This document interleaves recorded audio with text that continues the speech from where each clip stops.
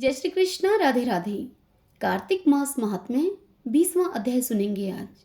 इस अध्याय में हम सब महर्षि सूत जी के द्वारा कार्तिक मास में दीपदान और मार्जन इस विषय में सुनेंगे। तो आइए सर्वप्रथम भगवान का स्मरण करते हुए सब बोलिए विष्णु भगवान की जय। ओम नमो भगवते वासुदेवाय। सूत जी बोले कि हे ऋषियों, यहाँ तक की कथा सुनने के बाद महाराज पृथु ने नारद जी से पूछा कि हे महर्षि, कार्तिक मास में दीपदान एवं मार्जन से अभिप्राय है मंदिर में झाड़ू लगाने का कार्य। इस सब का क्या महत्व है? ऐसे कार्य करने वाले श्रद्धालुओं को कैसा फल मिलता है? यह प्रश्न सुनकर नारद जी बोले कि हे राजन पृथु, एक बार परमपिता ब्रह्मा जी से मैंने भी यही प्रश्न किया था। तब उन्होंने जो मुझे बताया था वही मैं सब तुम्हें बताता हूँ। ध्यानपूर्वक सुनिए। यह कथा अत्यंत गोपनीय है। हे राजन, प्राचीन काल की बात है कि चंद्रवंश में जयध्वज नाम का एक राजा राज्य करता था। वह भगवान का परम भगत था। वह राजा भगवान के मंदिर में स्वयं जाकर झाड़ू लगाता और दीपक जलाता था। एक दिन वितिहोत्र नामक राजपुरोहित ने उसे यह सब करते हुए देख लिया तो वह पुरोहित आश्चर्य से भर गया। तब राजा के नजदीक जाकर उस पुरोहित ने उनसे पूछा कि हे राजन, भगवान को प्रसन्न करने के लिए तो और भी बहुत से मार्ग हैं, परंतु आप स्वयं मंदिर में मार्जन और दीप जलाने को इतना महत्व क्यों देते हैं? तब राजा ने विनम्रता से हाथ जोड़कर पुरोहित से कहा कि इस संबंध में मैं आपको अपने पूर्व जन्म की एक अत्यंत विस्मयकारी घटना सुनाता हूँ। भगवत कृपा से वह घटना इस जन्म में मुझे याद है। हे राजपुरोहित जी, सतयुग में सवरोचिस मनु के काल में वेद वेदांगों को जानने वाला एक ब्राह्मण था। वह ब्राह्मण बड़ा ही विद्वान था, तब भी खोटे कर्मों में लिप्त रहता था। वह उसके दुष्कर्मों के कारण ही उसके बंधु बांधवों ने उसका परित्याग कर दिया था। एक दिन भूख और प्यास से व्याकुल होकर वह ब्राह्मण घूमता फिरता नर्मदा नदी के तट पर जा पहुंचा। इसी संयोग ही कहें कि नर्मदा नदी के तट पर जाते ही उसने अपने प्राण त्याग दिए। हे पुरोहित जी, उसकी स्त्री का व्यवहार और आचरण भी अच्छा नहीं था। इस कारण घर त्यागते ही परिजनों ने उसकी पत्नी को भी घर से निकाल दिया। उस समय वह गर्भवती थी। समय आने पर उसने एक पुत्र को जन्म दिया। उस पुत्र का नाम दंडकेतु था। माता पिता के दुष्ट स्वभाव के कारण वह बालक भी दुष्ट प्रवृत्ति का ही निकला। उसके कर्म भी अपने माता पिता के जैसे ही थे। फिर एक दिन उसकी माँ भी मर गई और वह बालक खोटे कर्म करता हुआ इधर उधर भटकने लगा। अब इस प्रकार वह पापपूर्ण जीवन व्यतीत करता रहा। एक रात छल से किसी पराई नारी से भोग करने की इच्छा से वह एक देवालय में जा छिपा।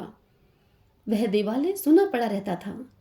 उसने अपने वस्त्रों से देवालय की भूमि साफ की और वहां पर एक दीपक जला दिया। उस दीपक को जलता हुआ देखकर गांव वालों को बड़ा ही आश्चर्य हुआ कि सोने मंदिर में यह दीपक किसने जलाया है। और फिर वे लोग वहां पर आ धमके। उस युवक को देखकर उन्होंने उसे चोर डाकू समझकर लाठियों से पीट पीट कर मार डाला। उसके मरने पर, प्राण निकलने पर भगवान विष्णु के दूत वहां पर आए और उसे दिव्य रथ में बिठाकर बैकुंठ को लेकर गए। हे महाराज पृथु, आपको आश्चर्य होगा कि ऐसा दुष्कर्मी और कामी पुरुष किस कारण से बैकुंठ का अधिकारी बना। तो सुनिए। जब उसने मंदिर की सफाई और दीपदान किया, वह महीना कार्तिक का था, जिसमें सिर्फ एक बार ऐसा कर्म करके वह बैकुंठ का अधिकारी बन गया। हे महाराज पृथु, जब कार्तिक मास में एक दिन में एक बार ऐसा करने पर ऐसा सुफल मिलता है, तो पूरे मास में ऐसा करने वाला व्यक्ति कितने पुण्य का भागी बनता होगा। उसका वर्णन तो हजारों मुख वाले शेषनाग और स्वयं ब्रह्मा जी भी नहीं कर सकते। अपने उस पुण्य कार्य के फलस्वरूप उसने कई कल्पों तक स्वर्ग का सुख भोगा और उसके बाद चंद्रवंश में जयध्वज बनकर जन्मा और पृथ्वी पर भी राज सुख भोग रहा है। इतनी कथा सुनाकर राजा जयध्वज पुरोहित जी से कहते हैं कि हे पुरोहित जी, इसी कारण कार्तिक मास में मैं मंदिर की सफाई और दीपदान भगवान विष्णु के निमित्त करता हूँ। नारद जी बोले कि हे राजा पृथु, यह तो था स्वयं दीपदान करने का फल। अब दूसरे के द्वारा दीप जलाने का महात्म्य तुम सुनो। मनु वंश के प्रतापी राजा रवैत के पुत्र भद्र बुद्धि का एक पुत्र था जिसका नाम था सुदर्शन। अपने नाम की भांति ही सुदर्शन अत्यंत सुंदर और पराक्रमी था। राजा भद्रबुद्धि की राजधानी महेंद्र पर्वत पर थी। एक बार सुदर्शन शिकार खेलने के लिए अपने साथियों के साथ वन में गया। घूमते घूमते अचानक उसकी दृष्टि एक नदी के उस पार पड़ी, जहां उसने एक अत्यंत सुंदर कन्या को देखा। उसने अपने साथियों को वहीं छोड़ा और स्वयं घोड़े पर सवार होकर नदी पार करके दूसरे तट पर वह अब जा पहुंचा। हे राजा पृथु, वह कन्या अत्यंत रूपवती थी। राजकुमार सुदर्शन उस कन्या को देखते ही उस पर मोहित हो गए। कन्या भी उस बलशाली और सुंदर युवक को देखकर लजा गई। तब राजकुमार ने बड़ी ही नम्रता एवं शालीनता से उसका परिचय पूछा। तब कन्या ने राजकुमार को बताया कि वह गौड़ राजा की पुत्री मदनालसा है और अपनी सखियों के साथ क्रीड़ा करने के लिए वहां पर आई है। तत्पश्चात स्वी इच्छा पूर्वक उन दोनों ने गंधर्व विवाह कर लिया। कुछ समय तक वे नर्मदा नदी के तट पर विहार करते रहे। तत्पश्चात अपने घर पर आकर माता पिता का आशीर्वाद लेकर वे आनंद पूर्वक रहने लगे। अब हे राजा पृथु, कुछ समय के बाद राजा भद्रबुद्धि अपने पुत्र को राज्य की बागडोर को सौंपकर स्वयं वन में चला गया। राजा बनने के बाद सुदर्शन कुशलता पूर्वक राजकाज चलाने लगा। अब और रानी मदनलसा भगवान विष्णु की अनन्य भगत थी। उसे देख राजा सुदर्शन भी भगवान की पूजा अर्चना करने लगा और उनका भगत बन गया। और फिर बाद में रानी मदनालसा की प्रेरणा से राजा सुदर्शन ने भगवान का एक स्वर्ण मंदिर भी बनवाया। वे दोनों ही उस मंदिर में भगवान का पूजन एवं कार्तिक मास में दीपदान आदि किया करते थे। एक दिन रानी मदनालसा मंदिर में दीप प्रज्वलित कर रही थी कि राजा ने उसे बुलावा भेजा। रानी ने पहले दीपक जलाया, फिर राजा के पास पहुंची। इस कारण रानी को जाने में देर लग गई। इस पर राजा सुदर्शन अप्रसन्न हो गए और उनसे बोले, रानी, तुम तो कहती हो कि पति ही स्त्री का देवता होता है, फिर दीपदान में इतना समय लगाकर तुमने मेरी आज्ञा न मानकर मेरा अनादर क्यों किया?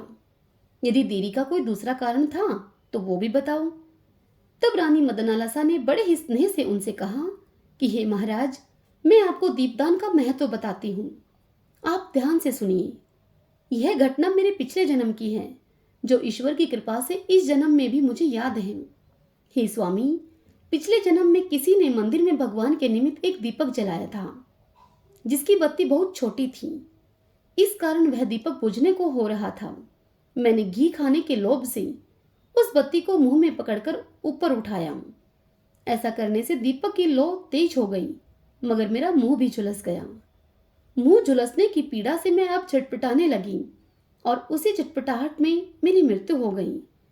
इस कारण भगवान विष्णु के दूत मुझे बैकुंठ को ले गए और उसके बाद मेरा जन्म मदनालसा के रूप में हुआ है। हे स्वामी, यह रूप राशि आप जैसा योग्य पति मुझे दीपक किलो ऊंचा करने मात्र के फल से मिला है। जब इतना सा करने पर इतना फल मिलता है तो जरा विचार कीजिए आप कि यदि कोई मनुष्य पूर्ण श्रद्धा के साथ भगवान को दीप दान करे तो उसका फल क्या होगा। उसकी महिमा का तो कहना ही क्या है। हे राजा पृथु, मदनालसा के मुख से यह बात सुनकर राजा सुदर्शन का क्रोध अब शांत हो गया। तत्पश्चात आजीवन उसने कार्तिक मास के व्रत किए और दीपदान किए और अंत में बैकुंठ को गया।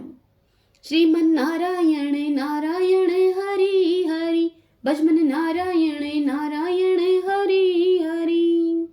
ओम नमो भगवते वासुदेवाय।